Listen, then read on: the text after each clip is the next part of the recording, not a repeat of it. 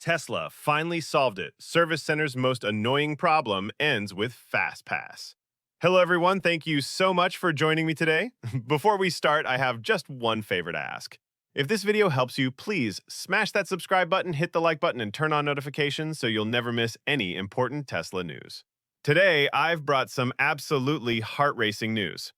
That nightmare every Tesla owner has experienced at least once, the stress of going back and forth to service centers because problems can't be reproduced. Tesla is about to solve this with a completely revolutionary approach. I'll also reveal Tesla's massive master plan behind all of this. Let's dive right in. Service Center's eternal challenge finally gets a solution. You Tesla drivers know this. They're so much quieter than ICE vehicles, right? Without engine noise, you can hear even the tiniest sounds that you'd never notice in a regular car. The problem starts here. These sounds are incredibly temperamental. I'm not kidding. Creaking sounds that only happen when temperatures drop below freezing, rattling noises only heard on humid days, weird vibrations that only occur after long drives when the car body heats up, even strange noises that only happen on specific road surfaces. These problems only show up under very specific conditions. Now think about this.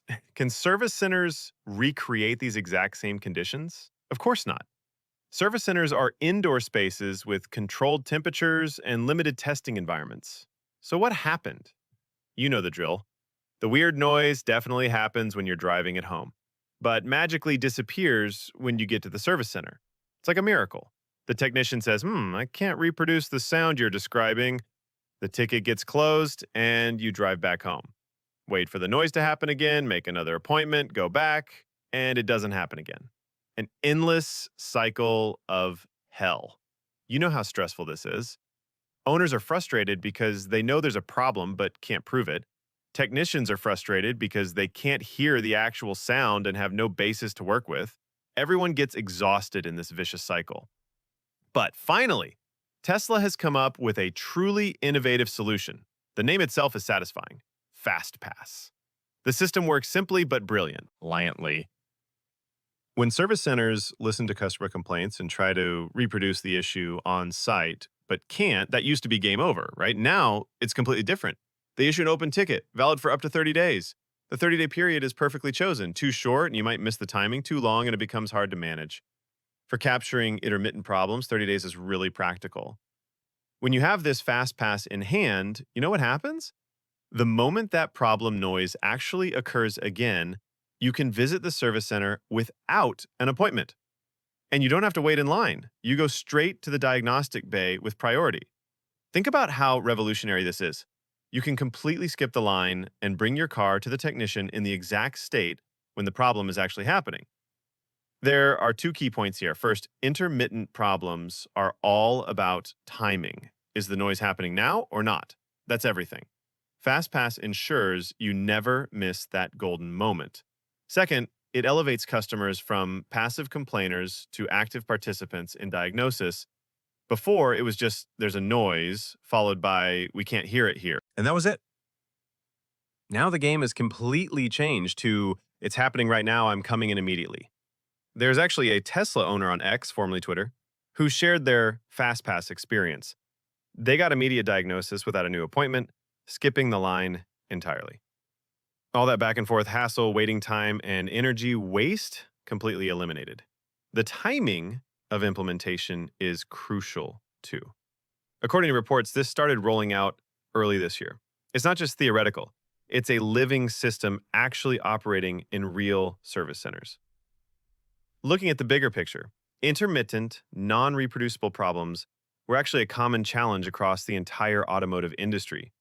Not just Tesla, every car brand had these issues. But Tesla solved it not with a technical solution, but by completely redesigning customer flow and service processes. What makes this truly innovative is that they prioritize customer experience over technology in their design. Other automakers will likely benchmark this approach. That's not all. On August 29th, just 2 days ago, Joey Klinder shared some really important news. Meeting notes between Piper Sandler and Tesla were made public. Do you know what Piper Sandler is? It's a major investment firm. Tesla trades as TSLA on NASDAQ. It's a massive tech and mobility company. When such a giant company meets directly with investment firms, these conversations are really important market temperature checks. This meeting note focuses on 4 key areas: Tesla Semi, Optimus, Austin Robotaxi, and FSD V14. Let's go through them one by one. Tesla Semi mass production in Nevada by 2026. Remember that massive electric truck, Tesla Semi, that shocked the world in 2017? According to the plan, they'll build a semi-dedicated factory next to the Gigafactory near Reno, Nevada, and begin full-scale mass production in 2026. Was Semi just sitting idle all this time? Not at all. They've been steadily collecting real-world data through pilot operations with major companies like Frito-Lay and PepsiCo. Veteran truck drivers have been giving really positive feedback. It's quiet, has explosive acceleration, and definitely reduces operating costs. Here's a really interesting point about changing investor perspectives. Piper Sandler said, We haven't really had high expectations for this product, but looking at Tesla's current preparation status, we hope to be proven wrong. Tesla is definitely preparing for a major ramp-up. What this means is that skeptical views are completely shifting to optimistic expectations. Even investment experts are changing their minds. Optimus. Moving factory parts directly by 2026. The humanoid robot Optimus is already performing simple auxiliary tasks in Tesla factories. While its role is still limited, according to meeting notes, by around 2026, its role will expand to directly moving and positioning parts within factories. What's more interesting is that they plan to go beyond internal use at Tesla and actually sell to external companies. They even have specific economics calculated. If it works 18 hours a day, a price point of around $100,000 per unit could be quite reasonable. Think about it. If they can replace boring, repetitive, and potentially dangerous tasks for humans, this could be truly revolutionary. Austin Robotaxi. Service range expansion crushing competitors. Really hot topic. Robotaxi. The robotaxi service that started in Austin has expanded its geofence. See coverage to about 170 square miles. Let me put this in perspective. Competitor Waymo's Austin coverage is about 90 square miles. That's almost double. Even more impressive is the expansion speed. Since service launched at the end of June, they've doubled the geofence 3 times and increased the vehicle fleet by 50%. What's most important in autonomous ride services? Reliability and accessibility, right? This rapid expansion speed shows confidence in actual usage data and safety metrics that wouldn't be possible otherwise. FSD V14, 10x parameter increase, launch within 6 weeks. Elon Musk himself confirmed it. FSD V14 will launch within about 6 weeks with a 10-fold increase in parameters. Training and testing are currently underway, and once real-world safety is confirmed, it will bother drivers much less than current versions. There's a really important speculation here. There's a possibility that individual owners could get access to the same level of experience as the software used in Austin robotaxis. However, regulatory skepticism remains constant. Tesla's position is to persuade based on empirical data, like Austin operation results. One more number, P. Piper Sandler maintained their overweight opinion and $400 target price for Tesla. Despite the stock's rough volatility, they view these 4 pillars as long-term growth drivers. FSD subscription finally gets proper exposure. Until now, there were 2 ways to use FSD: pay $8,000 up front or subscribe for $99 per month. But there was a funny yet sad problem. Many customers didn't even know the monthly subscription option existed. Why?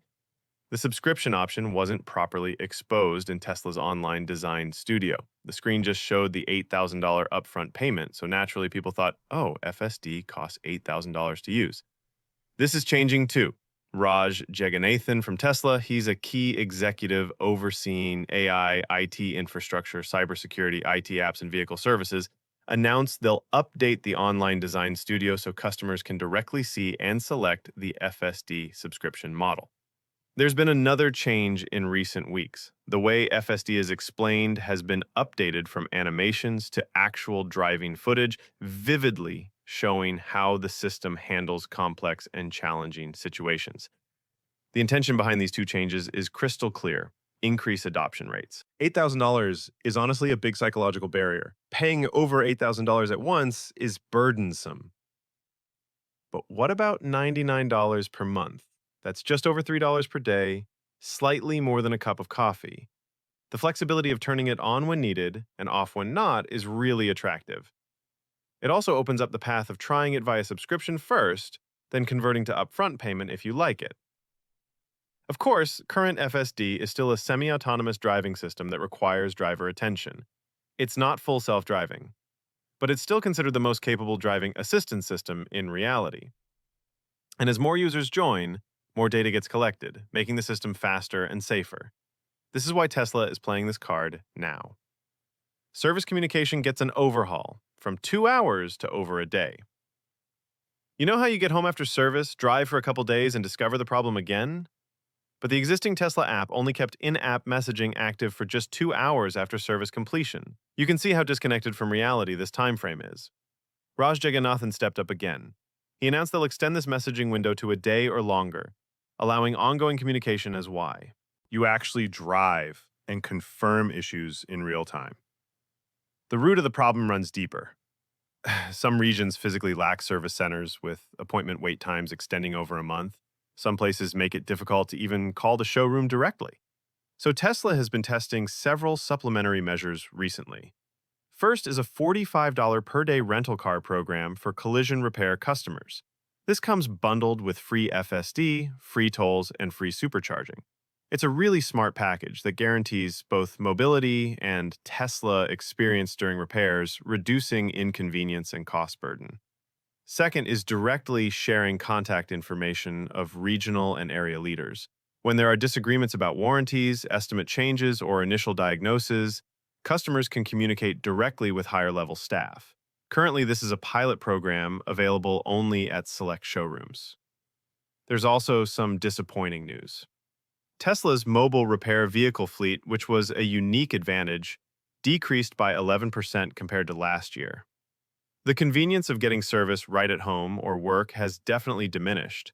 It seems like a challenge they need to balance with other improvements. Doing it all stars.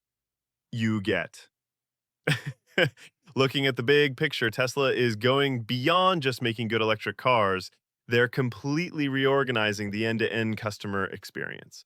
Traditional automakers built their service networks gradually over decades. Tesla had to simultaneously build hardware, software, and service in a short time, so trial and error was inevitable. Now, they're fixing these knots one by one.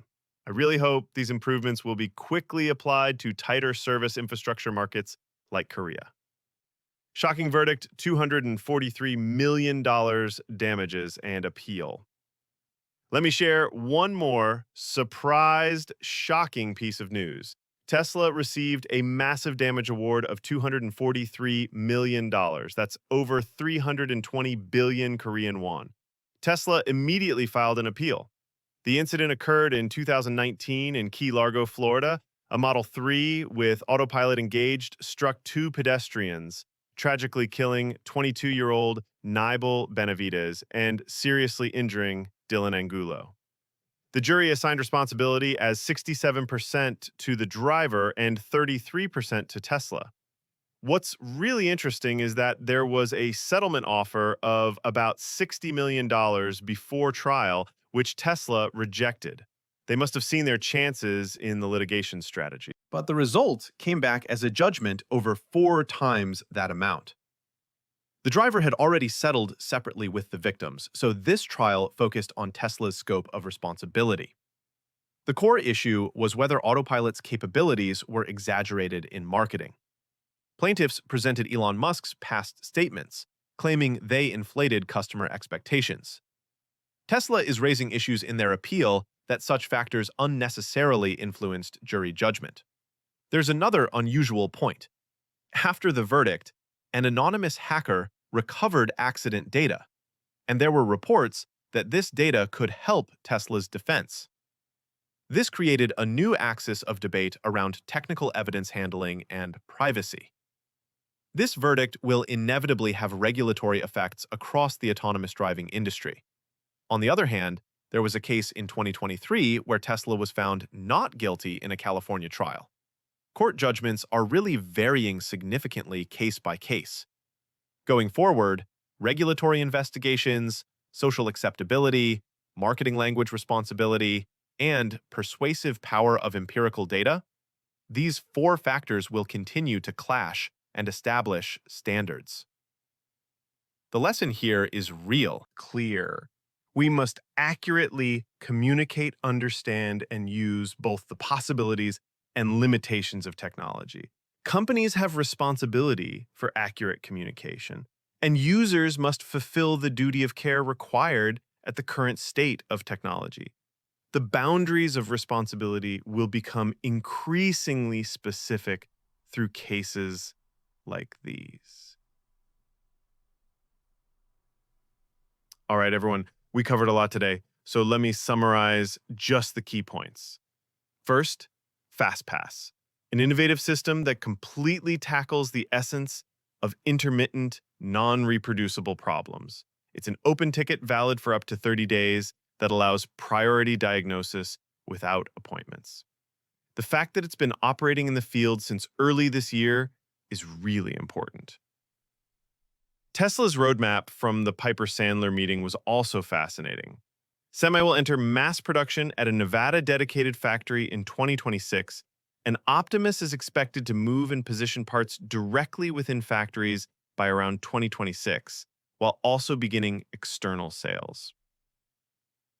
Austin Robotaxi has expanded its geofence to about 170 square miles, nearly double competitor Waymo's 90 square miles. The vehicle fleet also increased, said by 50%. FSD V14 is really exciting, a 10-fold increase in parameters and launch expected within 6 weeks. Elon Musk himself said it will bother drivers much less than current versions. Investment opinion is also important. Piper-Sandler maintained their overweight opinion and $400 target price, viewing these four pillars as long-term growth drivers. The FSD subscription exposure redesign is also meaningful. The online design studio will clearly show the $99 monthly subscription alongside the $8,000 upfront option, and FSD explanations have been updated to actual driving footage to boost adoption rates. Service communication improvements can't be overlooked. They announced extending in-app messaging from 2 hours to over a day, and there's a pilot offering $45 rentals with free FSD, free tolls, and free supercharging. There's also a pilot for sharing regional and area leader contacts. However, the 11% reduction in mobile repair fleet is disappointing. Finally, the autopilot-related verdict is a really important issue. In the $243 million damage award, responsibility was split 67% driver, 33% Tesla, with Tesla proceeding with appeals. These cases will continue debates about technical evidence and communication responsibility. To summarize in one line, Tesla is completely redesigning the user journey beyond hardware and software, including service and communication. FastPass is the symbolic first step backed by a massive roadmap including Semi, Optimus, Robotaxi, and FSD Verge 14. Technology is getting smarter, processes are becoming more realistic, and responsibility standards need to become clearer. What do you think? Do you find customer-centric design approaches like FastPass truly groundbreaking? And with FSD subscription options being more clearly exposed, how much change do you think this will actually bring? Personally, I think FastPass is truly innovative. They accurately identified the essence of the problem and precisely solved the most frustrating part from the customer's perspective. I'm even more excited because this kind of approach could be applied to other areas too. Please share your experiences and opinions in the comments. Tesla owners, have you had similar experiences at service centers? And what do you think about these changes? I'm really curious. If today's content was helpful, please hit that subscribe button, like, and turn on notifications. I'll continue bringing you the latest news about Tesla, electric vehicles, and autonomous driving. I'll see you in the next video with even more exciting news. Thank you so much for watching until the end.